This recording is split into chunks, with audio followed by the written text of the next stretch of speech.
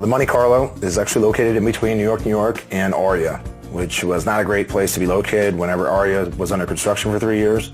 But now that it's actually fully built, it's actually in a fantastic location. The Jabberwockies, who are from the show America's Best Dance Crew, which weren't necessarily the best dancers in America's Best Dance Crew history.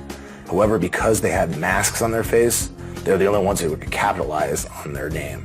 So now they can obviously be switched in and out and have substitutes, have days off, whereas all the other dance crews were personalities in and of themselves.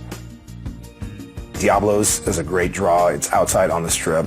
They have live music upstairs, weird bar games downstairs. It's good to watch football games or any sort of sporting events. But they also have the Wheel of Death, where you can spin the wheel and get weird shots or whatever the prize may be. Andres is a great French restaurant. -5 is a bar where they bring you in and they give you a fur coat and you go drink inside a freezer. The pub at Monte Carlo, another clever name, is actually a really popular. It's probably the most popular thing at Monte Carlo, inside Monte Carlo itself.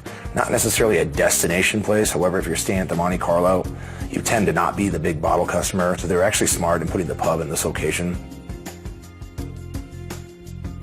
Brand Steakhouse is probably their best restaurant. They have great steaks, actually a pretty inventive menu. Every once in a while they'll go and have a tribute to something. The last thing I attended there was a tribute to bacon. So they had an entire tasting menu, like 12 courses, all dedicated to bacon. Which, I love bacon, although to be perfectly honest, I haven't had bacon since. And that was about a month ago, which I'm sad about.